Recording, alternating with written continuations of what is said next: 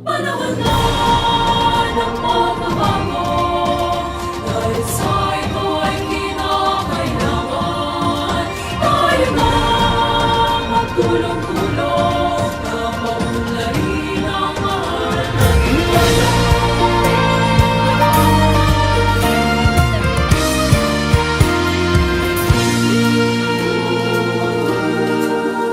Panahon na ng pagbabago, dahil sa ito ay kinakailangan tayo na magtulong-tulong na paunlarin ang mahal nating bayan.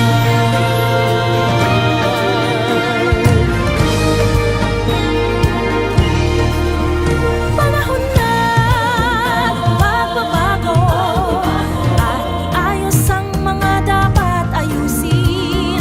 Dapat lang maging tungkulin ng bawat mamamayan dito sa atin. Ng pagbabago patungo sa pag-asenso, magsikap ng mabuti at ng guminhawa tayo. Ipagmalaki natin sa mundo at ipamalas ang bagong Pilipino.